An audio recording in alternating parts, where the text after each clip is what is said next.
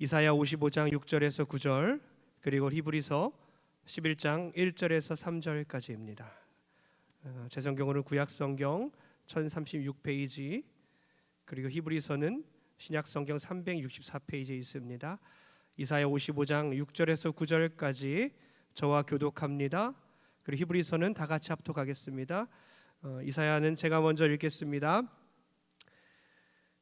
너희는 여호와를 만날 만할 때에 찾으라. 가까이 계실 때에 그를 부르라. 악인은 그의 길을, 불의한 자는 그의 생각을 버리고 여호와께로 돌아오라. 그리하면 그가 긍휼히 여기시리라. 우리 하나님께로 돌아오라. 그가 너그럽게 용서하시리라. 이는 내 생각이 너희의 생각과 다르며 내 길은 너희의 길과 다름이니라. 여호와의 말씀이니라. 이는 하늘이 땅보다 높음같이 내 길은 너희의 길보다 높으며 내 생각은 너희의 생각보다 높음이니라. 아멘. 히브리서 11장 1절에서 3절까지 다 같이 합독하겠습니다. 시작. 믿음은 바라는 것들의 실상이요 보이지 않는 것들의 증거니 선진들이 이로써 증거를 얻었느니라.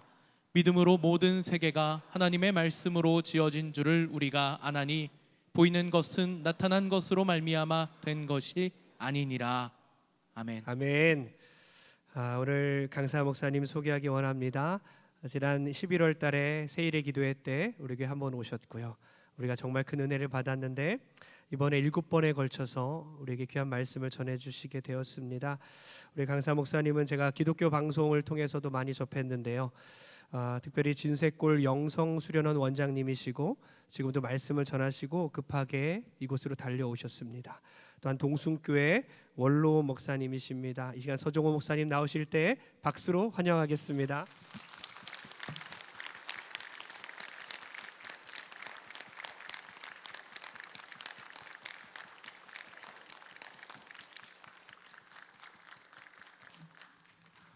반갑습니다.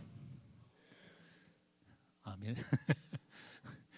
옆에 사진 거기에 속으시면 안 되는데 동순교회 교인 중에 저거 잘하는 사람이 저 사진을 찍더니 작년인가 재작년에 찍은 건데요. 그거 뭐 이렇게 저렇게 조작을 해가지고 아주 멋있게 만들어놨더라고요. 여러분의 얼굴도 조작만 하면 아주 멋있게 됩니다. 실물은 안 그런데요. 반갑습니다. 이번에 7번의 시간이 제게 주어졌는데요.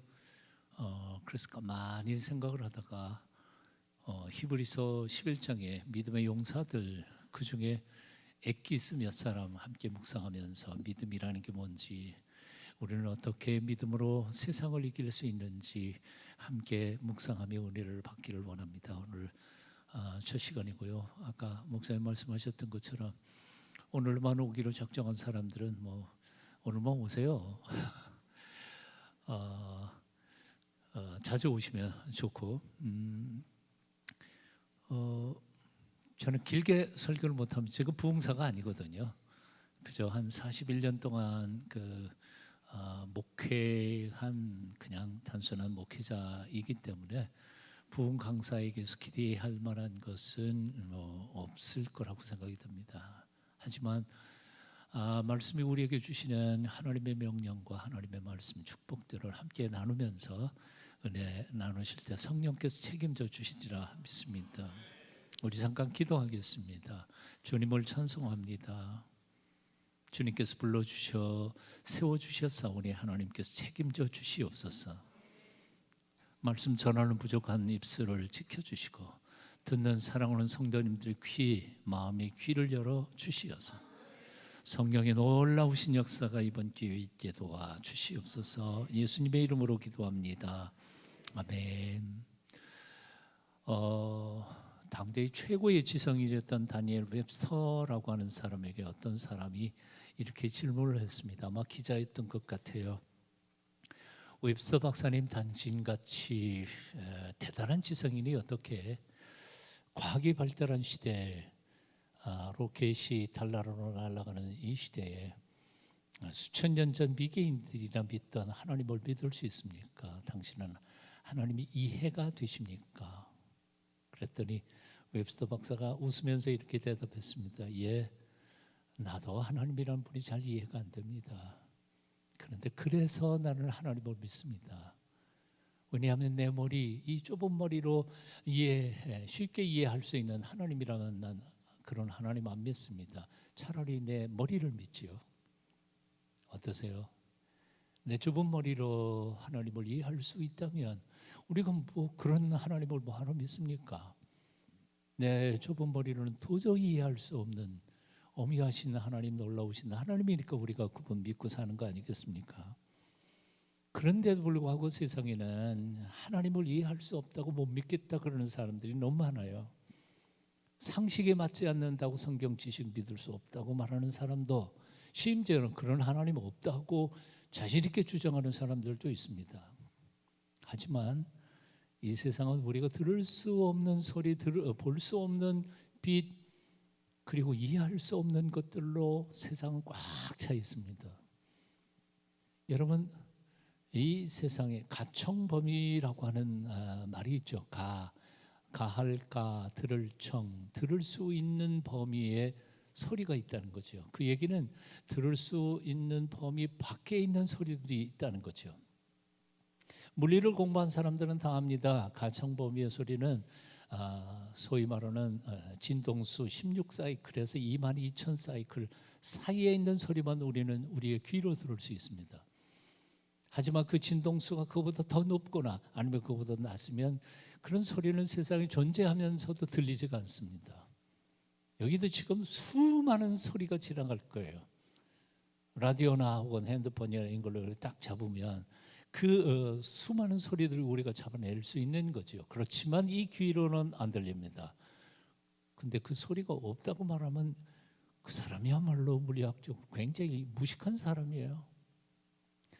가시광선이라는 말도 있습니다. 가할 가짜 볼시자, 볼 수 있는 빛이라는 뜻이죠. 그러니까 볼 수 있는 빛도 있지만 볼 수 없는 빛도 많다는 거예요. 여러분 잘 아시는 것처럼 햇빛이 이렇게 해서 쫙 비치면 굴절률에 따라서 가시광선을 추출해낼 수 있죠. 그래서 그 굴절률이 너무 큰 것은 눈에 안 보이고, 굴절률이 그보다 가시광선보다 적은 것은 또 눈에 안 보입니다. 그래서 눈에 볼 수 없는 적외선, 자외선, 방사선 있나요, 없나요?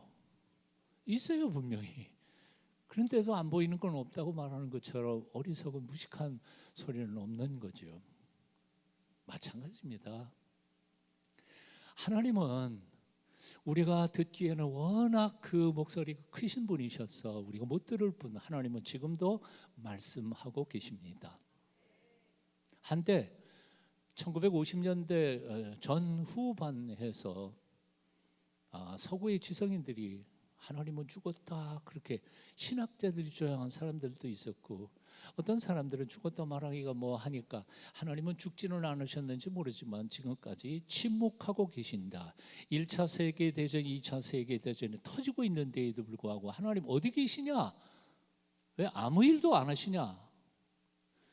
왜 하나님 말씀 하지 않으시냐? 그러는데 그런 서구의 세계를 향하여 프랜시스 쉐퍼라고 하는 미국의 아주 유명한 목사님은 바로 그 알프스 산적에다가 라브리라고 하는 일종의 기도처, 일종의 사람들을 만나는 장소, 휴양관을 만들었습니다. 그리고 전 세계에서 알프스에 놀러 오는 젊은이들, 그의 신앙이 뭐든지 상관없이 그들을 맞으면서 그들과 상담을 하면서 그들에게 복음을 전해서 온 세계, 지금 현재 우리나라에도 라브리 기관이 있죠. 오래전에 들어왔습니다.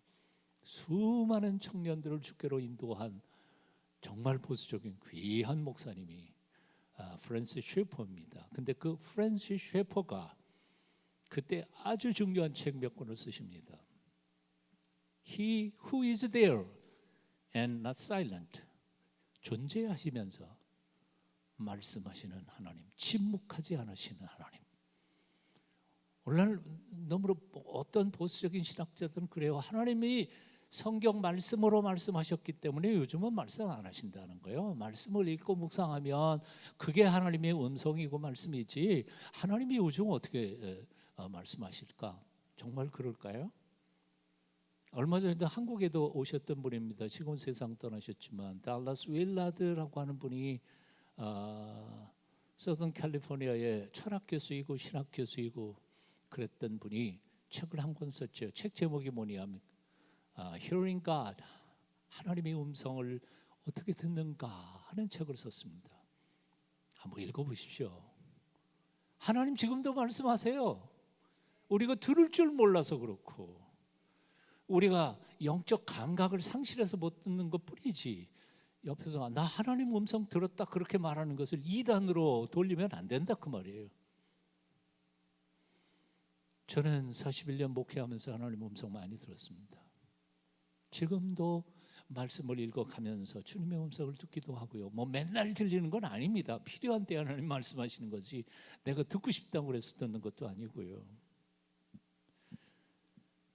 하나님의 음성은 너무 커서 가청 범위를 넘어갈 때가 많아서 우리가 못 들을 뿐, 우리가 마음의 귀를 열기만 하면 하나님은 지금도 우리에게 말씀하시는 것을 우리는 들을 수 있습니다.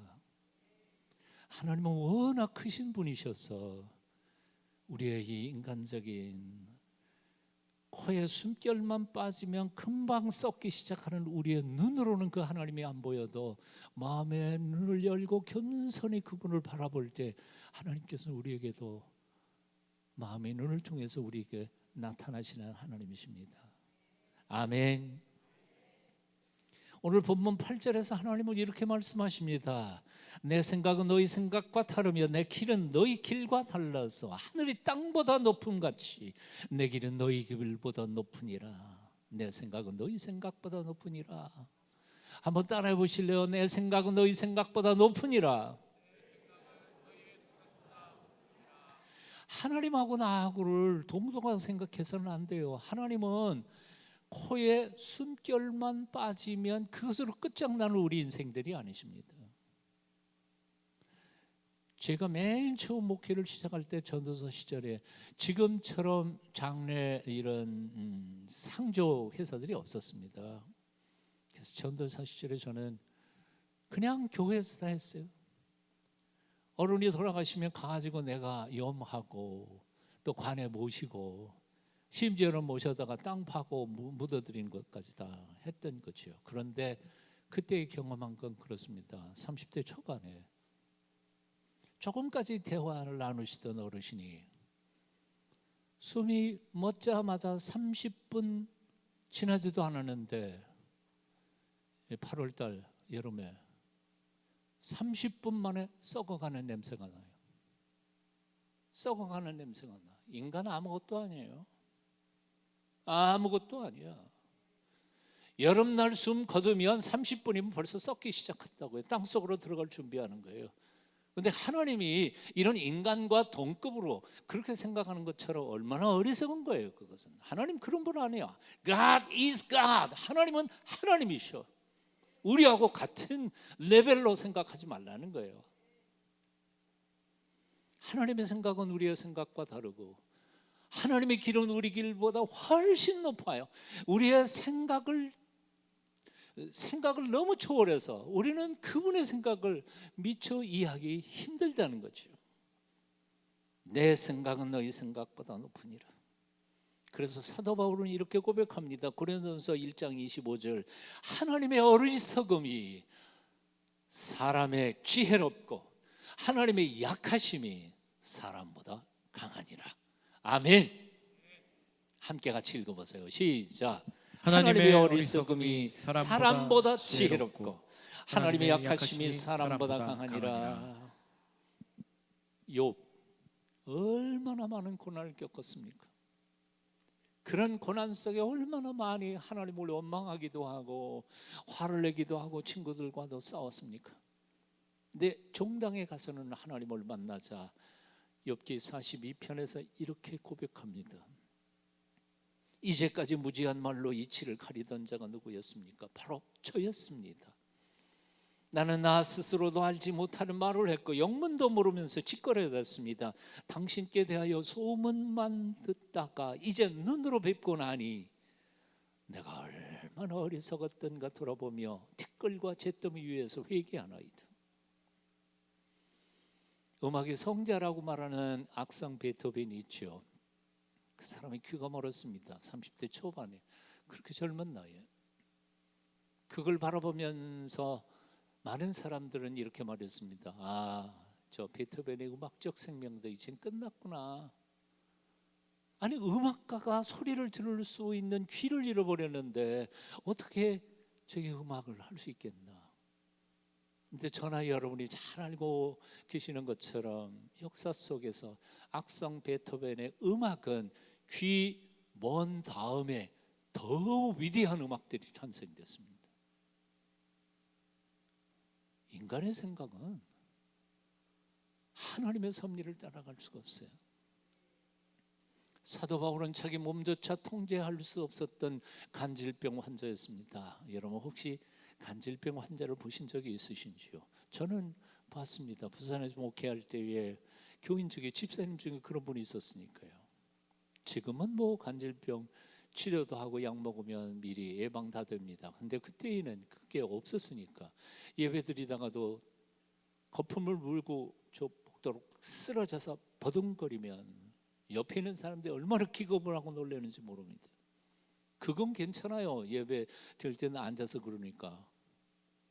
그 양반이 쌀집을 했는데 쌀 들다가 서 있는 차에 이 간질 생기면 그거 집어 던지고 뭐 말이고 되박이고 뭐 갔다가 기둥이고 머리를 저 박으면서 부들부르고 떠는데 그거야말로 정말 옆에 있는 사람들. 그래서 그분은 몸 전체가 상처가 많았어요.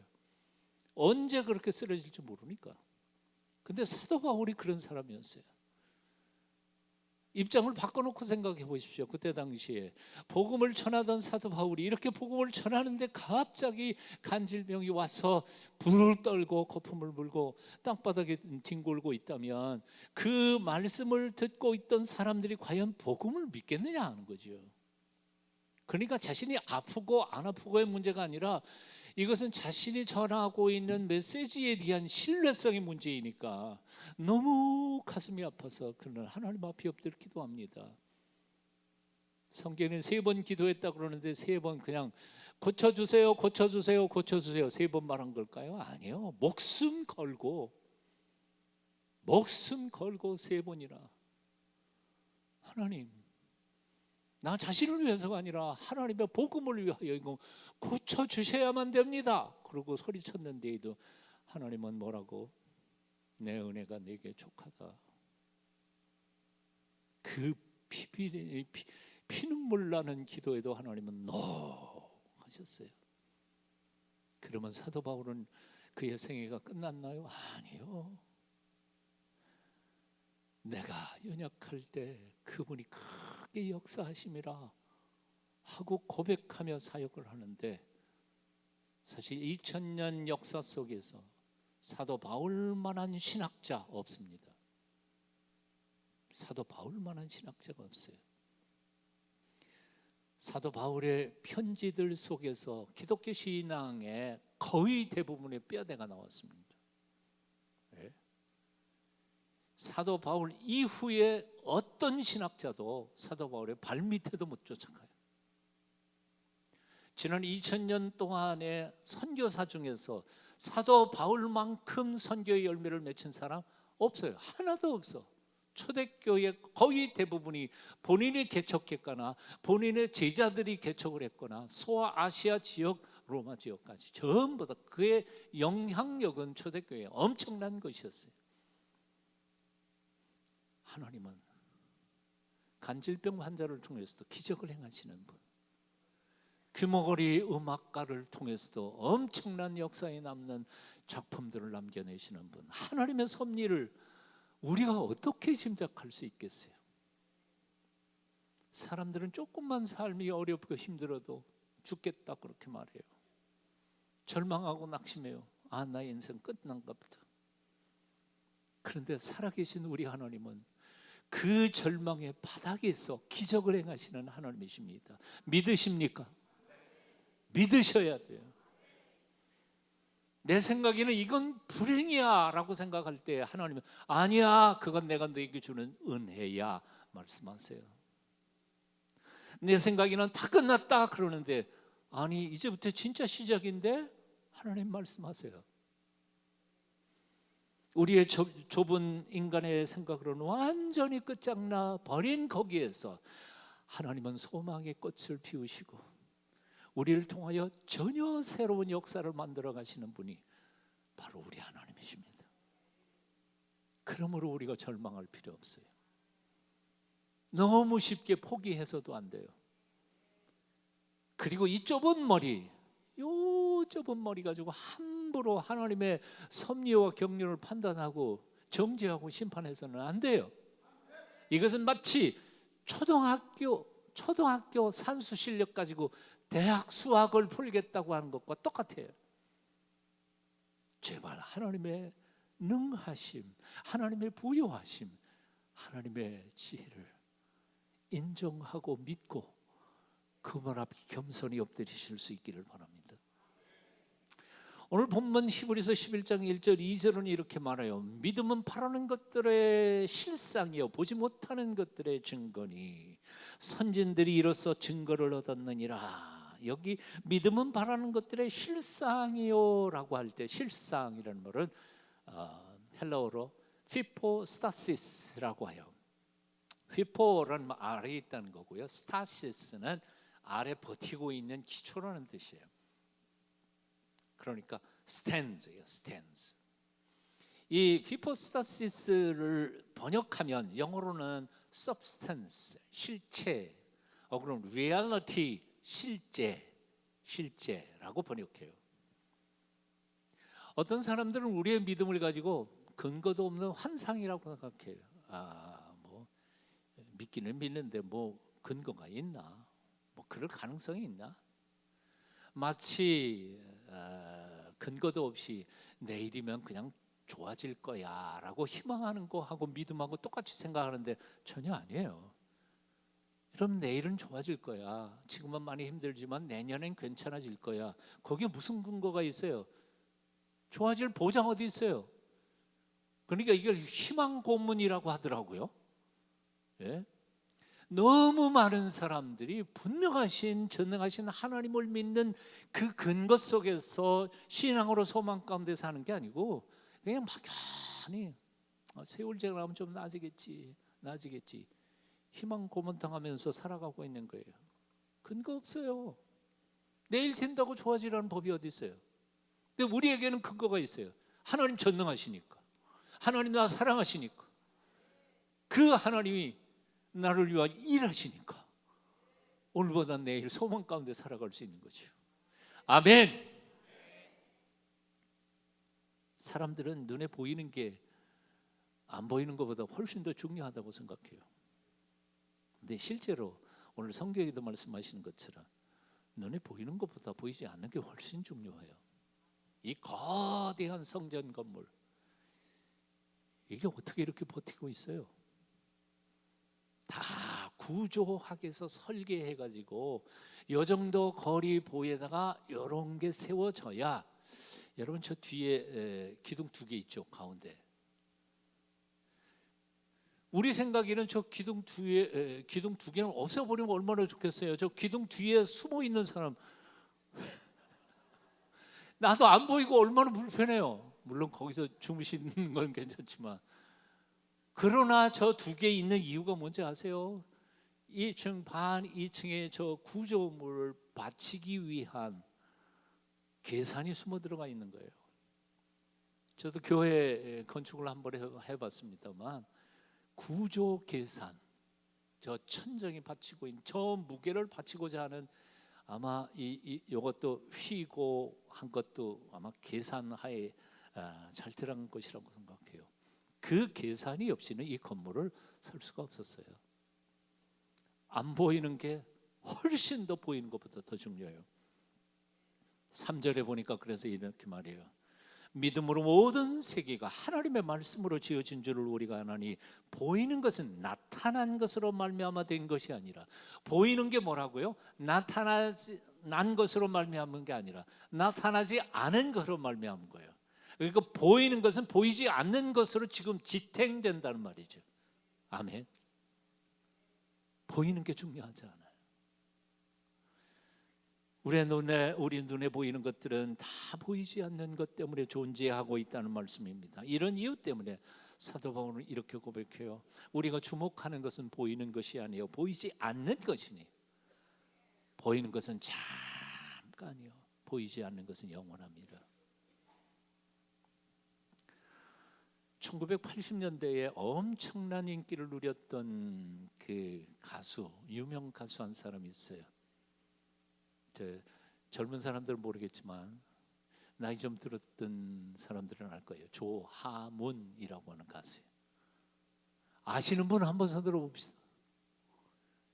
별로 많지 않네요. 조하문. 이 양반이 돈 엄청나게 벌고 캐나다, 미국 여기까지 공연 여행도 떠나고 그래서 돈 많이 벌었는데 그때에 심한 공황 장애가 오기 시작했어요. 그래서 하루에도 12번씩 죽고 싶은 마음이 팍 들어오는 거예요. 자살의 유혹을 견딜 수가 없어서 몇 번 시도도 하기도 하고요. 그런데 그러다가 예수님을 만납니다. 예수님을 만나 핵가닥 뒤집어져 가지고 목사가 된 후에 누가 돈 준다 그래서 간 게 아니라 자기가 준비해 가지고 길거리 그냥 나가는 길거리 콘서트를 그때부터 시작한 거예요. 길거리 나가지고 길거리 콘서트를 하는데 캐나다의 길거리 콘서트 할 때 이런 설교를 해요. 설교이자 자기 신앙 고백이에요. 그분이 했던 말 그대로 한번 제가 읽어드릴게요. 여러분 보이지 않는 세계가 있다고 믿으십니까? 보이지 않는 세계는 분명 존재합니다. 저는 예전에 가수였지만 지금은 목사입니다. 예전에 눈에 보이는 것만 보며 살았지만 지금은 보이지 않는 것을 바라보며 삽니다. 행복의 두 가지 비결을 깨달았는데 첫째는 보지 못하는 것을 바라보는 행복입니다. 다시 뭐라고요? 보지 못하는 것을 바라보는 행복. 첫 번째 행복의 비결. 그 중에서도 이 눈으로 볼 수 없는 예수님을 마음으로 만나보니 행복이 넘칩니다. 여러분도 그러신가요? 가수 시절 버는 돈의 20분의 1도 못 벌지만 그래요. 목사 사례비 누가 그렇게 많이 주겠어요? 네. 가수들의 봉급 수입의 20분의 1도 10분의 1도 아니고 20분의 1도 못 벌어요. 하지만 기쁨은 2000배나 넘칩니다. 그래서 죽을 생각만 하던 내가 예수님을 만난 후로 웃음을 되찾았습니다. 행복의 두 번째 비결은 조건 없이 하는 행복입니다. 돈이 있어야 행복하고 직장이 좋아야 행복하고 명예를 얻어야 권력을 가져야 등등의 조건적인 행복은 잠시 잠깐이면 다 사라지는 것이지만 정말 참된 행복은 아예 조건 자체가 없다는 것입니다. 조건 없이 우리를 사랑하신 예수님 그분의 사랑을 경험한 순간 그냥 행복할 수 있었습니다. 한번 따라해 보실래요? 그냥 행복합니다. 예수님 내 마음속에 들어오시므로 그냥 행복한 거예요. 뭘 이유를 따질 것도 없어. 돈 없어도 행복하고.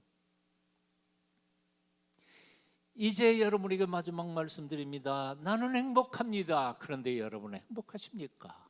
이게 조하문 목사님의 마지막 거리 콘서트에서 마지막 던진 질문이에요. 오늘 저도 여러분에게 묻습니다. 여러분 행복하세요? 조건 없이 행복할 수 있는 예수님을 만나셨어요? 그 예수님이 지금 여러분 마음속에 있는 거 확신하세요? 그러면 다음 시간부터 나오지 마세요. 안 나와도 돼. 그러나 조금이라도 마음속에 아직은 아닌 것 같다 그러시면 꼭 나오세요. 내일 아침에도 나오시고. 오래전 앵커리지를 떠난 대한항공 여객기 한 대가 서울 김포공항을 향해 날아오고 있었습니다. 그때는 인천공항이 없었던 때니까요. 승무원들과 승객들은 각각 다 이제 몇 시간 후면은 서울의 김포공항에 도착할 거다. 그리고 보따리 짐들 챙기고 만날 사람들 생각하고 계획을 짜고 있었습니다. 그런데 여러분 잘 아시는 것처럼 비행기가 조금씩 항로를 벗어나서 러시아 상공으로 들어가서 어해한 러시아 전투기가 폭격을 해서 태평양 한가운데 떨어져서 한 명도 못 살고 다 죽었죠. 그런데 그 중에 어느 한 사람도 내가 오늘 항공 못 간다, 공항 못 간다, 나는 오늘 물속에 빠져 죽는다, 그렇게 생각한 사람, 생각이라도 한 사람이 있었을까요? 아무도 없었어요. 자기들은 얼마 후에는 김포공항에 도착한다고 생각했어요. 무슨 얘긴고 하니 나는 지금 잘 가고 있다고 생각하는 그 생각이 반드시 맞는 건 아니라는 거예요. 죽는 길을 가면서도 나는 잘 가고 있다고 착각할 수 있다는 거예요. 죄송합니다만 이 얘기를 할게요. 이 좁은 땅 남한 한국 땅에서 평균 하루에 15명이 교통사고로 죽습니다. 부상당하는 게 아니라 죽는 사람의 숫자예요. 오늘도 누군가는 15명이 평균 쳐서 죽을 겁니다. 그리고 죽은 사람도 있고요. 근데 그 15명 중에 단 한 명도 집에서 차 몰고 나오면서 나 오늘 집에 못 돌아온다 생각한 사람이 있었을까요? 없어요. 없어요.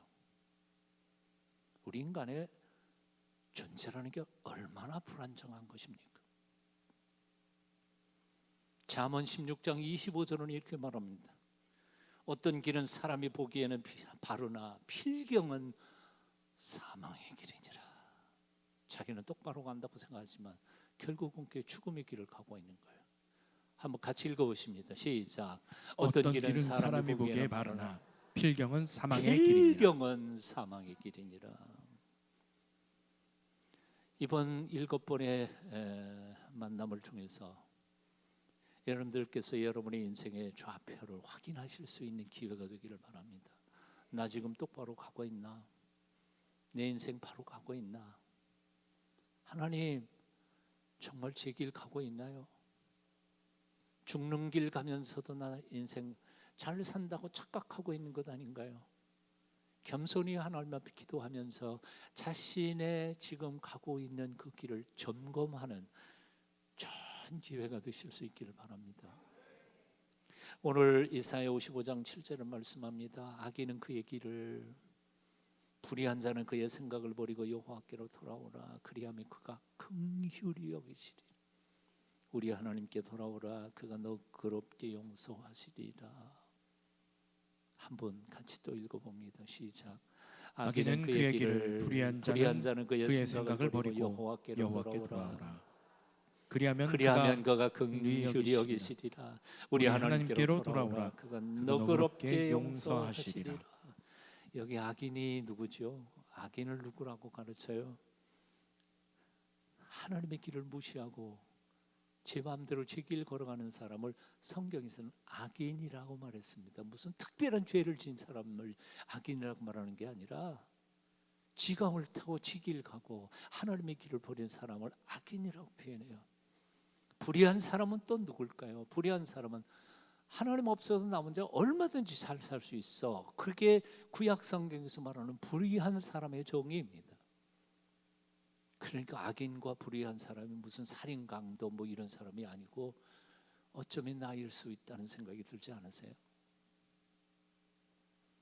악인은 자기 고집을 버려야 합니다. 불의한 사람은 자기 길을 버려야 합니다. 하나님께 돌아와야 합니다. 하나님께서 놀랍게 우리를 맞아주실 줄로 믿습니다. 너희는 여호와를 만날 만한 때에 찾으라. 가까이 계실 때에 그를 부르라. 이 말씀, 이 요절 말씀 3번씩 우리 가능하면 암송하시면 좋겠습니다. 3번 한번 같이 읽어봅니다. 시작. 너희는 여호와를 만날 만한 때에 찾으라. 가까이 계실 때에 그를 부르라. 너희는 여호와를 만날 만한 때에 찾으라. 가까이 계실 때에 그를 부르라. 너희는 여호와를 만날 만한 때에 찾으라. 가까이 계실 때에 그를 부르라. 아멘. 여기 말씀에 보면 때가 2번 등장합니다. 때가 2번 강조되어 나옵니다. 세상 만사에는 다 때가 있다는 거예요. 때가 있어요. 때가 있어요. 때를 놓치면 우리는 다시는 그 기회를 얻을 수 없을 때가 있습니다. 뭐 껍데기는 이렇게 번지를 해도 70세이십니다. 늙었어요. 그러니까 오늘도 점심시간에 어떤 장로님, 그분은 85인데 지금도 열심히 사역을 열심히 하십니다. 이번 몽골 선교에도 가신대요. 그래서 아이고 안 가시는 게 낫지 않을까요? 그 장로님, 제가 존경하는 장로님이 가서 죽어도 가서 죽는 게, 선교 사역을 하다가 죽으면 얼마나 큰 영광이냐. 그래서 그러면 가셔야죠. 제가 한때는 그런 설교 시간이 그렇게 설교였습니다. 하나님 앞에 기도하는 게, 하나님 나 설교하다가 죽게 해주세요. 그러면 교인들은 놀라겠지만 나는 기도 응답이요. 마지막 순간까지 하나님의 영광을 위해서 마지막 한 호흡까지 주님께서 맡겨주신 일을 감당하다가 떠나면 얼마나 좋겠나. 근데 그분이 그렇게 하시고 계시더라고요. 세상에는 해야 할 일도 많아요. 만나야 할 사람도 많아요. 가야 할 곳도 많아요. 하지만 우리 한평생에 가장 중요한 것, 하나님 만나는 일 아닌가요? 하나님 못 만나면 끝나는 거예요. 세상을 유리방황해도 다 헛거예요.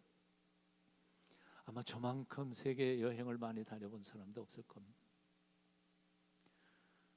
이제는 뭐 별로예요. 하나님 안에 있는 것이 가장 큰 평안인 것 같아요. 이번에 한 달 동안 우리 딸내미 있는데 미국에 갔어요. 주일날 가까운 교회 간다 그래서 제일 조그만 교회, 개척교회 몰래 가가지고 예배 살짝 드리고 도망오려고 그랬는데, 뒤에서 예배 드리다가 교인들 몇 사람이 수근수근해요.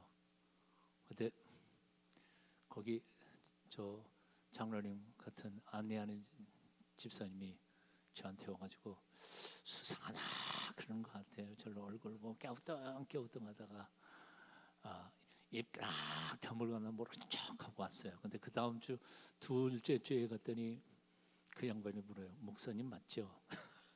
뽀록 났어. 걸려서. 그래서 마지막 주에 설교하고 왔어요. 나 어디를 여행해도 가능한 대로 안 하고 그냥 숨어 다니려고 했는데 어쩔 수 없어요. 뭐 뽀록 나요. 우리 그리스도인들은 그 얼굴에서 예수님의 아름다운 향기가 나서 모든 사람 앞에 뽀록 났으면 좋겠어요. 아무리 봐도 제 예수쟁인데. 그럼 거짓말도 못할 거 아니에요. 사기도 못 칠 거 아니에요. 평소에 하나님께 전혀 관심이 없었던 한 청년이 있었습니다.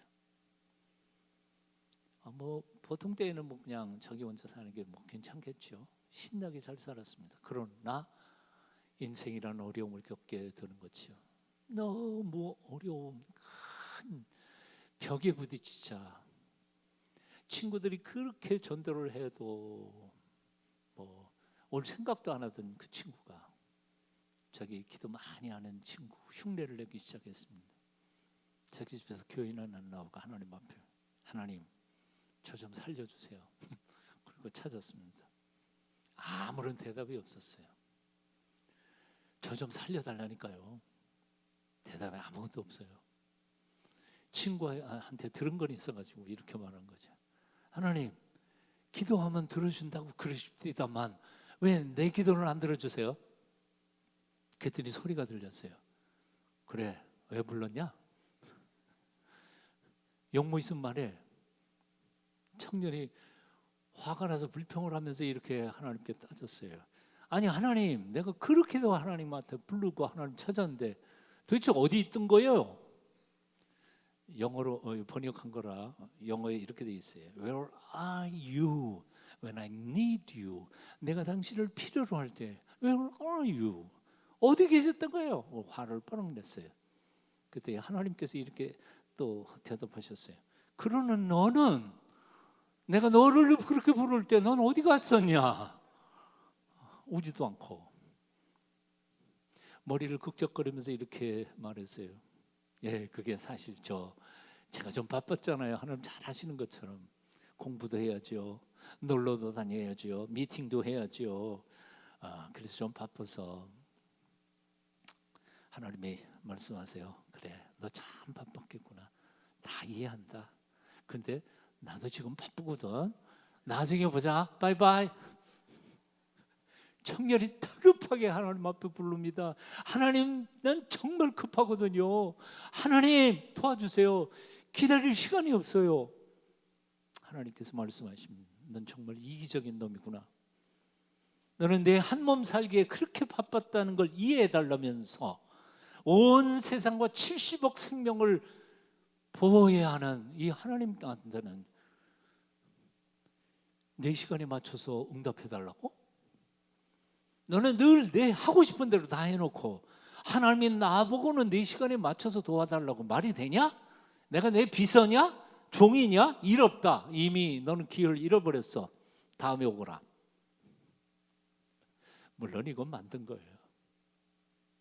만든 얘기일 거예요. 책에서 읽었지만 여러분 잊지 마십시오. 하나님은 우리 종이 아니에요. 내가 부를 때 응답할 의무는 하나님 앞에는 없어요. 하나님의 사랑이시니까 응답하시긴 해도 내 시간에 하나님을 맞추려고 그러지 마세요. 하나님께서 만나시기를 간절히 원하시고 우리에게 다가오실 때 찾으세요. 부를 만한 때에 하나님을 부르시고 가까이 계실 때가 언제예요? 지금이잖아요. 이번 7번의 말씀 잔치에 하나님 앞에 매달려 부르짖고 기도해야 되지 않아요? 오래전에 한 왕이 신앙 문제로 심각하게 고민을 하다가 어느 날 밤 잠을 자다가 그 왕궁 지붕 꼭대기에서 뭐 저벅저벅 하는 소리가 들렸습니다. 이상한 소리가 나서 깼는데 그 누구냐 그랬더니 그 지붕에서 소리가 들렸습니다. 접니다. 낙타 한 마리를 잃어버렸는데 혹시 내 낙타가 이 지붕에 왔나 해서 찾는 중입니다. 그때 왕궁의 지붕을 낙타 찾으러 갔다는 놈이 얼마나 웃겨요. 그러니까 화를 내면서 이렇게 이 멍청한 녀석아, 아니 어떻게 지붕 위에 낙타가 올라가냐? 너 웃기는 놈이구나. 그리고 화를 냈더니 갑자기 준엄한 음성이 하늘에서 들렸습니다. 이놈아, 넌 비단 잠옷을 입고 황금 침대에 누워서 편안히 누워서 하나님을 만나겠다고? 이 말에 화들짝 놀란 그 왕이 무릎을 꿇고 바닥에 엎드려 하나님 앞에 깊이 기도하기 시작했다고 합니다. 하나님을 만나는 거는 열망해야 돼요. 자꾸 찾아야 돼요. 간절히 찾아야 돼요. 한두 번 기도해놓고는 그냥 안 만나시는가 보네. 그리고 그냥 포기해버리는 게 아니고 자꾸 찾아야 해요. 소리 몇 번 지르고 포기해서는 안 돼요. 대충 신앙생활하는 것 가지고 하나님과 동행할 수 있다고요? 착각하지 마세요. 어떤 자매가 신앙의 고백으로 쓴 글이 하나 있어요. 목마를 때에 물을 찾듯이 배가 오를 때에 밥을 찾듯이 주여 이 시간에 주님을 찾사오니 오직 주님만은 아시고 내 마음이 없어서 누가 내 마음의 근심을 알며 누가 나의 갈망을 알아서 이 마음이 괴로움 면해줍니까? 오직 나의 주님 외에는 아무도 없습니다. 기쁘고 평안하던 그날에는 너무나 무심하게 지내왔습니다. 오늘 제게 역경다치니 이렇게 저는 염치 없이도 주님 갈망합니다. 그런데 저는 이 글을 읽다가 염치 없이도 주님을 갈망합니다. 그 말이 마음에 꽂혔어요. 그래, 맞다. 다 똑같아, 인간은. 지 바쁠 때는 지 돌아다니지만 지 급하니까 하나님 찾는 거예요. 염치 없는 놈들이에요. 예. 그러나 그게 바로 우리 모습이에요. 이번 기회에도 염치 없지만 하나님 앞에 엎드려 밤을 새우고 새벽을 깨우면서 그분을 찾고 찾을 때 하나님께서 만나 주실 줄로 믿습니다. 예레미야 29장 13절입니다. 한번 따라해 보십시오. 너희가 전심으로 나를 구하면 나를 찾을 것이요 나를 만나리라. 다시요. 너희가 온 마음으로 나를 구하면 나를 찾을 것이요 나를 만나리라. 이번 기회에 그 하나님 똑똑하게 만나실 수 있기를 축원합니다. 예레미야 33장 3절입니다. 일을 행하시는 여호와, 감사합니다. 제가 읽을게요. 일을 행하시는 여호와, 그것을 만들어 성취 하시는 여호와, 그의 이름을 여호와라 하는 이가 이와 같이 이르시도다. 같이 읽어봅니다. 너는 내게 부르짖으라. 너는 내게 부르짖으라. 내가 내게 응답하겠고 내가 내게 응답하겠고 내가 알지 못하는 크고 은밀한 일을 보이리라. 내가 알지 못하는 크고 은밀한 일을 내게 보이리라. 제 청년 시절에 저에게 영적 영향을 주셨던 가장 큰 분이 바로 CC의 김중건 목사님이셨습니다. 그리고 그의 일대 제자라고 말할 수 있는 그 간사님이 저를 양육시켜 주셨어요. 4년 동안. 저는 고향이 춘천인데 강원도 춘천. 그 춘천 CC를 이제 오픈해가지고 막 시작하니까 재정도 없지, 갈 곳도 없지, 돈도 없지, 사람도 없지. 얼마나 힘들었겠어요. 근데 그 간사님을 격려하러 춘천까지 오셨어요.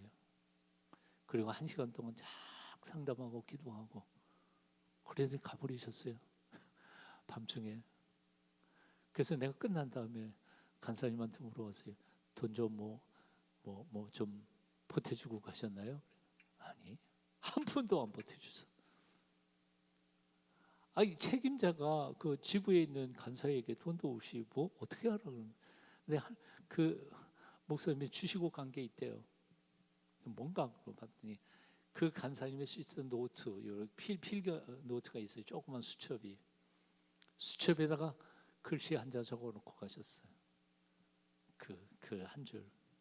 그게 바로 에레미야 33장 3절 적어놓고 가셨어요. 너는 내게 부르지라. 내가 내게 응답하겠고 내가 알지 못하는 그 비밀한 일을 내게 보이리라. 약속 하나 적어놓고 가셨어요. 김정은 목사님 글씨는 악필이에요. 아무리 읽어도 이게 이 장가 저게 저 장가 암호해독하는 것처럼. 그 말씀 앞에 제가 청년 시절이지만 대학생이었지만 맞아, 말씀밖에 다른 건 없지. 나중에 그 지부를 통해서 정말 하나님께서 큰 역사 많이 이루셨어요. 이제 말씀을 줄입니다. 주님의 고난을 묵상하는 사순절 기간입니다. 특별히 만난 이번 집회 기간 동안에 전심으로 하나님을 찾고 찾으시기를 바랍니다. 부르짖고 또 부르짖으시기를 바랍니다. 하나님께서 반드시 만나주시고 우리는 상상도 못했던 위대한 일들을 그걸 우리 앞에 보여주실 줄로 믿습니다. 기도하겠습니다.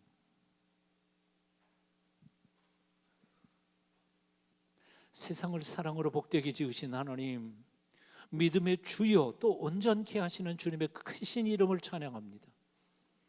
눈에는 보이지 않지만 우리 삶의 터전인 소중한 지혜, 믿음, 능력, 하나님의 사랑, 그것을 이번 기회에 발견하며 하나님 안에서 완전히 새롭게 변하는 귀한 시간들 속에 저희를 축복하여 주시옵소서. 예수님 이름으로 기도하옵나이다. 아멘.